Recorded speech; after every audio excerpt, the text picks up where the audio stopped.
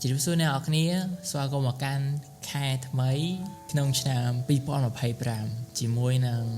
càng nghe mấy số đây ở kia đón tết nhom mùa mình lỏng nè ở kia hai gì score nhom tam vậy sao đây sợ bạ có đôi chỉ graphic design toán nhóm chỉ nôm nè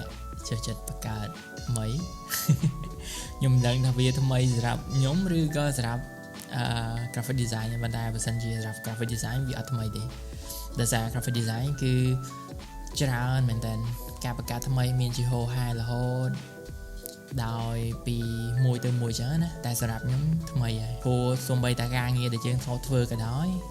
ពេលខ្លះយើងទៅចាប់ផ្ដើមធ្វើវាម្ដងទៀតគឺយើងមានអារម្មណ៍ថាដូចថ្មីហ្នឹងហើយអ្នកគ្នាវាដូចមេរៀនមួយថ្មីរហូតសម្រាប់យើងចឹងខ្ញុំនឹងបង្កើត page នេះឡើងគឺដើម្បី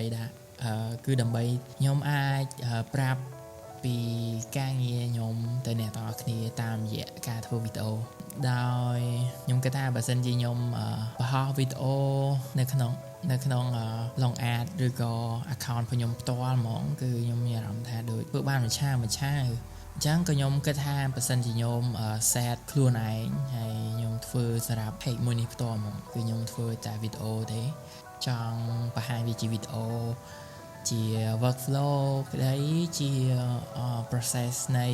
ការងារខ្ញុំក្តីគឺខ្ញុំធ្វើនៅក្នុងនេះទាំងអស់អញ្ចឹងសង្ឃឹមអ្នកនាងគ្នានឹងចូលចិត្តហើយនឹងតាមដានចុច follow ខ្ញុំមួយហើយខ្ញុំនឹងបង្ហោះវានៅក្នុង YouTube ដែរអ្នកទាំងអស់គ្នាអ្នកគ្នាអាចជួយ support ខ្ញុំដោយគ្រាន់តែចុច follow comment ល្អជាមួយនឹងអ្នកគ្នាអាចនឹងឆ្ងល់ពី technique កន្លែងណាមួយដែលខ្ញុំប្រើសម្រាប់